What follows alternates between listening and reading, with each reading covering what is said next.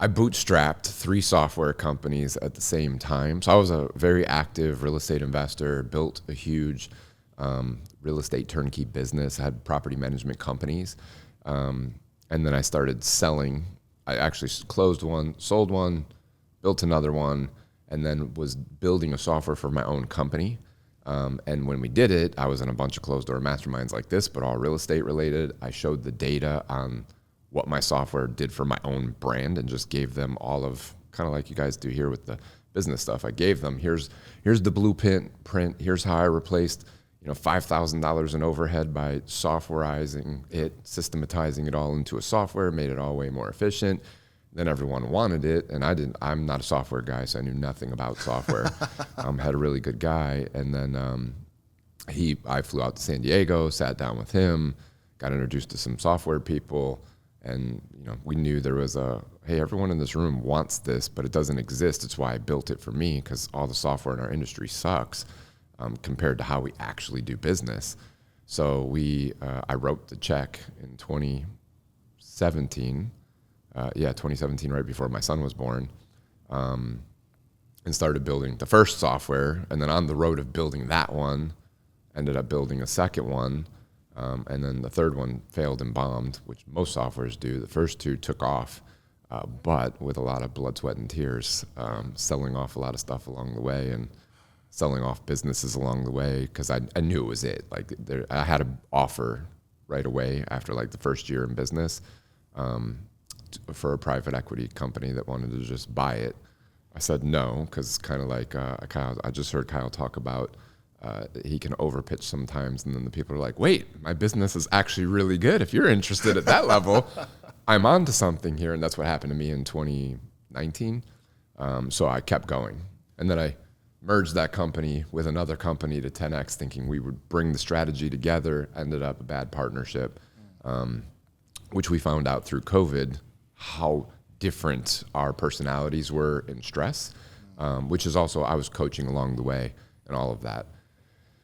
So yeah, that's what happened. I started it, built it, and then a long suffering legal battle. And as I shared on stage yesterday, gained 60 pounds during that legal battle and all the stress I was going through and not sharing with anyone, thinking I was about to lose, quote unquote, my baby. Like I built this software, bootstrapped, brought it from nothing to multiple 7 figures, merged to about to break 8, and then now I'm in a legal battle fighting over who gets to who owns it. Very draining in multiple ways.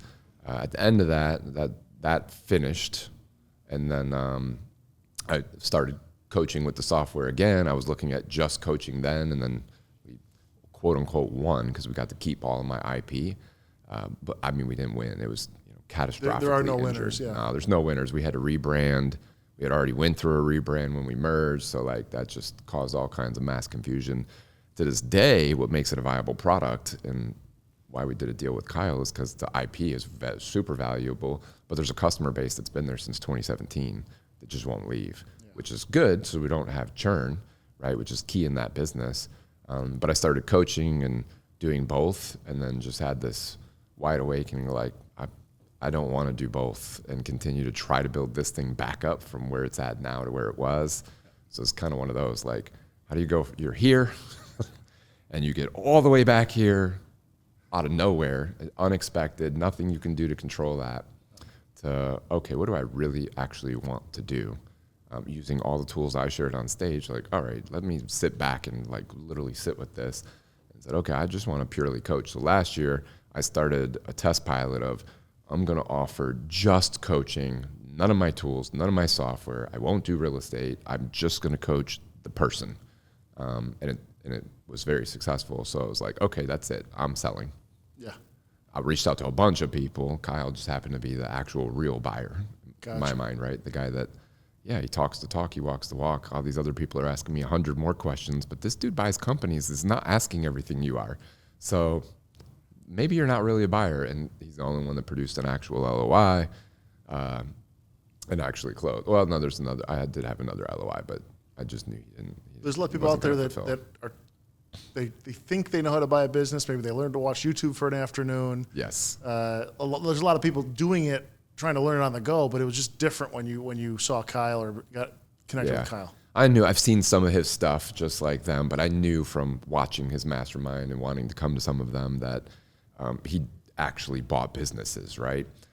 So he wasn't the first thought, because I was in the software world. I reached out to other software companies in real estate. I reached out to people I knew in real estate. I've been all over real estate. So there were a couple very viable people that owned software companies that could have bought it. But that in itself is like, now they're looking at it differently, right? They don't really care about the IP because they have their own. They care about, is the value worth buying your customer base to and then pivot them over, right? And so those deals were close, but not good enough to make sense. And then Kyle was quick and evaluated. And now that I get to watch him in his room, like, so you did exactly what you tell them to do. And we went through that process, and then we ended up closing, and it was great. And so you're seeing what you experienced, and it's the exact same stuff, isn't it? Yes. So I experienced as a seller being able to sell to him, move on with what I needed to move on. Now being able to come speak here, but more importantly, being able to watch what's happening in the room. Like, well, what you're teaching them, I fit in that buy box. If they were, you don't say software specifically, but I fit in the buy box of the range of what you're looking for. We went through the steps that you're laying out for these people to do. You did the diligence. There's things I had to submit during that. Those things got evaluated. More questions got answered exactly as you lay out for them in the steps. And then we got an LOI, and then we did some legal documents to solidify the deal and exchange money. We just closed in February of 2024 financially. So literally, what's that? Well, what's today? August now? I think we're August 1st 6 now. months. So yeah, less than 6 months, because it's the middle of February when I think it was like Valentine's Day or the day after Valentine's Day when the wire officially hit and officially done. So I love that. Now he's the majority owner of all of it, and it's his stress and his thing, Yep. which is cool because he's not stressed about it. So I also get to see how he operates now on the flip side, being a partial owner of that. And for me, the benefit is twofold, because I know where he wants to take it, and so I get to go along for that ride. I believe he can do that. I know that he can, because that's what I would do if I was going to run 100% of that software business. And he has some relationships I didn't realize he had, which are going to come in and take some key roles, and we can both already see the growth that's there. But it's exactly what he shares. I just saw him present on his 10 best strategies for buying. I fall into probably, I think it was number 7 on his list. Like, well, that's number 7 in his playbook. And that's why he kept me on to consult for what else he wants to do with it, because he has a bigger picture over the next 3 to 5 years. And I will probably most likely exit, and with my ownership percentage, likely make more than I would have made in what I felt lost through the battle I went through. But more importantly for me, besides the money's a side benefit, it's I get to do what I want, right? Which is, I think most sellers, they want to move on with what they want to do in life, which he's teaching that. Like, guys, the buy box we're buying is people who need help, right? And I get it. I guess I get it because I've done real estate so long that so many people that don't do real estate say, how's somebody going to sell you their house dirt cheap? Why don't they just list it with an agent and get top dollar for the market? That sounds great when you don't have the knowledge and you don't understand, or you watch the YouTube video and logically your position and where you're at in your context makes sense that wouldn't work. But the reality is there are tons of people that are in divorce and tax default and foreclosure and stressful situations, and life happens, and they don't have the time to wait for the market. So they need investors to help them out of their situation, or they have an immense amount of repairs they can't afford. It's no different than buying a business.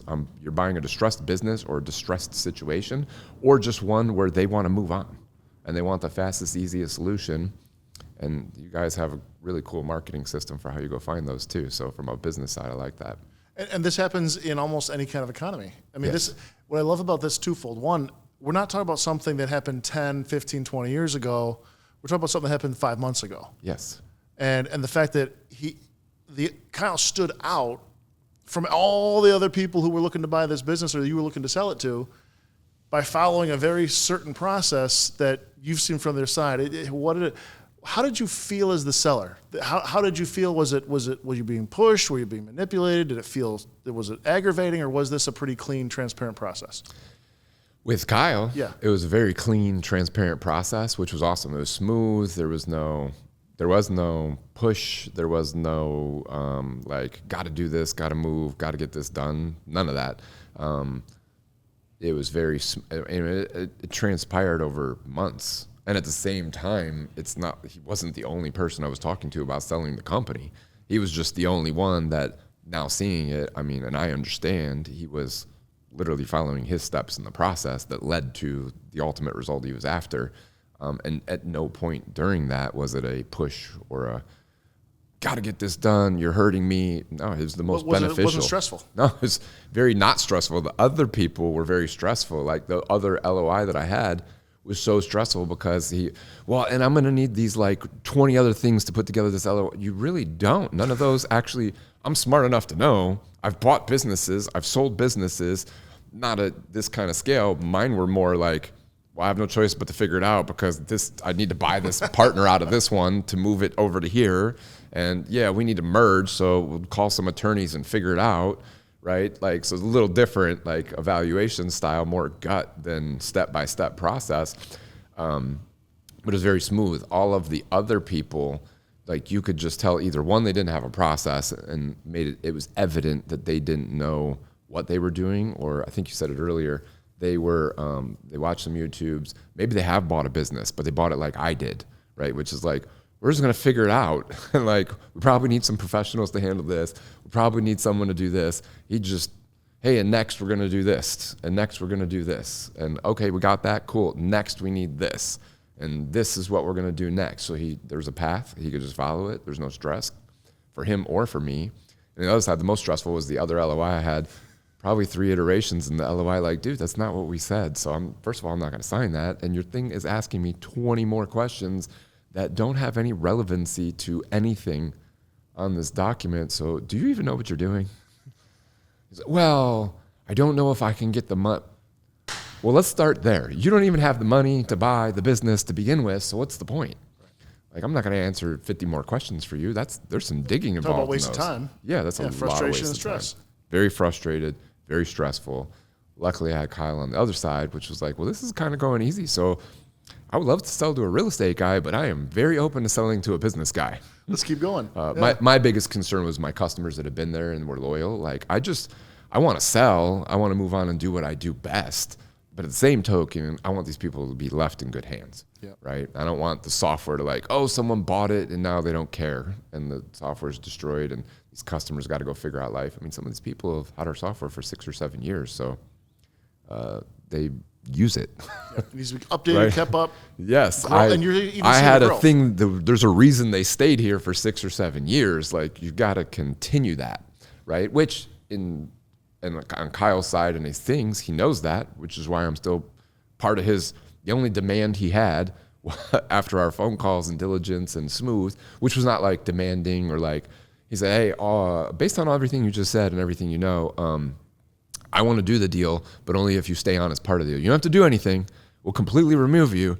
You just get equity and profit, but we want to be able to ask you questions and pick your brain on what you already know from being in the trenches. Well, I mean, that makes total sense. Why wouldn't I want to? And we're going to exit later, so you'll get a percentage of that too. Yeah. Sounds good to me. I don't have to do anything. I get what I want today, and I get paid more later probably. Whether that happens or not really doesn't matter. But, of course, it'll be a great benefit in the end and make all the suffering previously well worth it. Well, and you're seeing the growth, right? Mm-hmm. 5 months in, and you're already saying, hey, I'm seeing this trajectory. He's doing exactly what he said he was going to do. Oh, yeah. Within weeks of the transaction, he had already further laid out his plan and gave me names of the people that he was going to partner with to bring on, but it was going to take, we thought it would be like next month it'll happen, but those people weren't available for several months to line everything up. But just as soon as I knew them, like, dude, I know who all of them are. If I had the ability to even do what you're doing in one phone call, I would have already done that.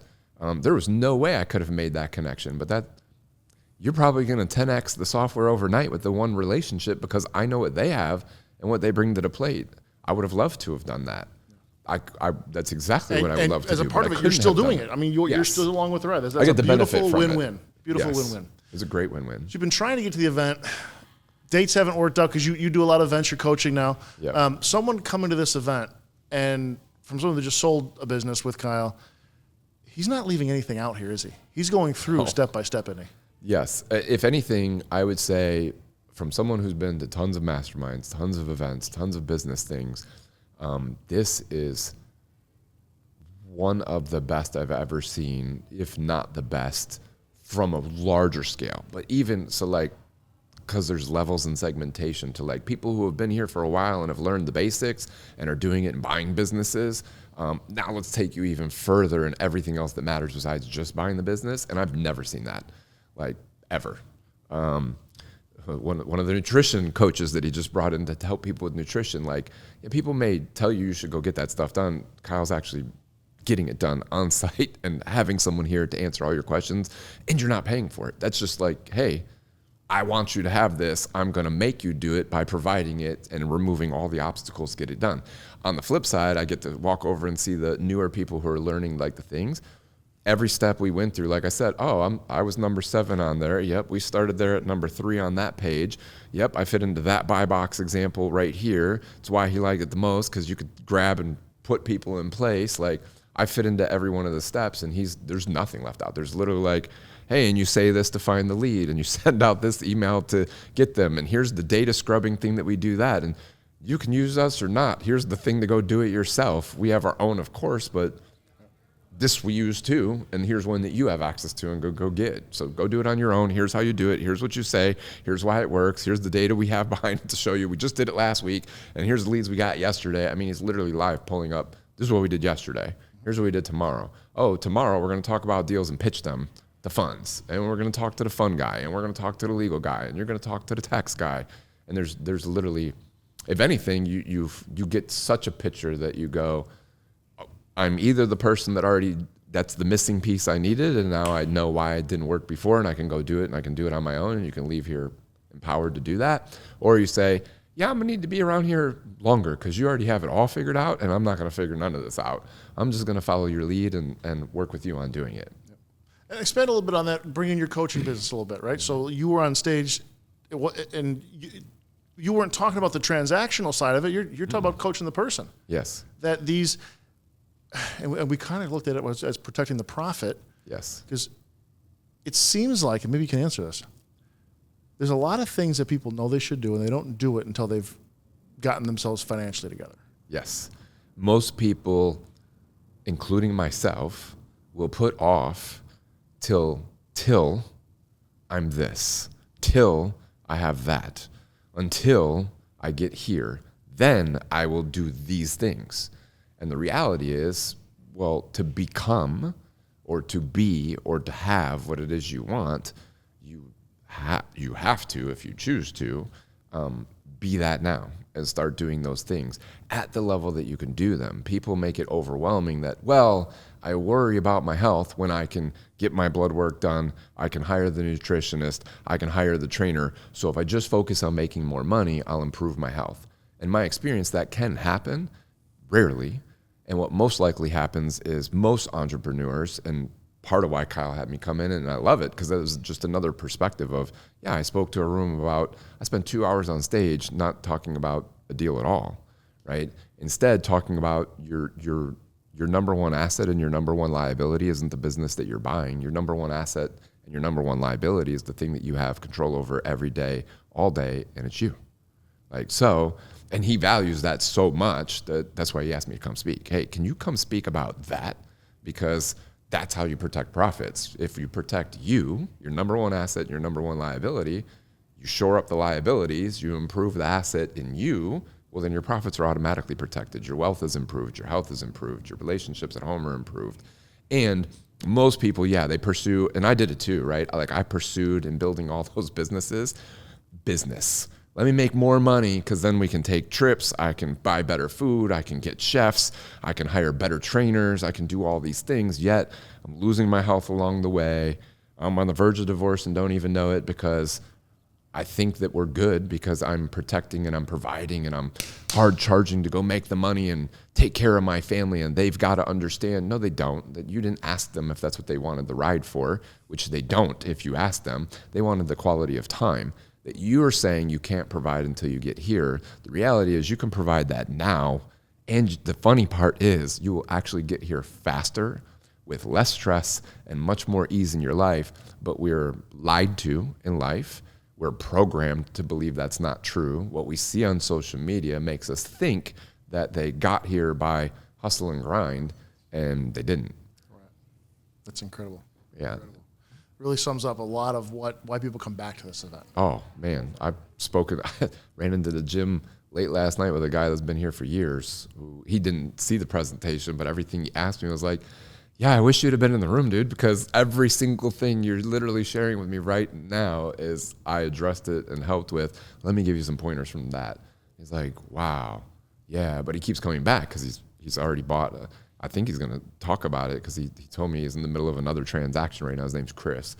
He's in the middle of another plumbing transaction and another business that he's buying, and has friends that he's created in the room that have bought other businesses too, and they all have similar patterns and have gone through similar things. And for me, I have a different perspective from coaching that, yeah, I know that. You all just think that you're different. You're not. And then when you get in a room of like-minded people and you start to be vulnerable, and more importantly, I think what makes that happen in this room that people miss in other rooms is it's the leader. So Kyle's not telling you to do something that he's not doing. He's living it, and then he's leading by what he lives, which allows his vulnerability to become your vulnerability, which allows you to get further in life because you're going to do the things that your leader, quote unquote, is doing. Where most other rooms, and why I'm not in most of those other rooms anymore, or I leave after a certain amount of time, is that it's very clear they don't live what they're preaching or teaching. And so, there's inauthenticity about that. And everyone can feel it. It's just a matter of time of when you'll say enough is enough. Love that. I'll put you on the spot for a minute. If there's anything you want to say to Kyle, that's Kyle. Kyle, love you, brother. This has been an amazing journey. It was an amazing thing to go through the process and transaction, and looking forward to our business relationship and all our businesses. And super grateful that you had me come out here and speak to your people. Extremely grateful to be able to hang out with the Elite Wealth Club and experience all the things and learn all of the stuff that you do behind the scenes. Amazing, powerful, and appreciate what you're doing for people in general, which will have profound impact in communities and families all over the world as a result. Thanks, brother.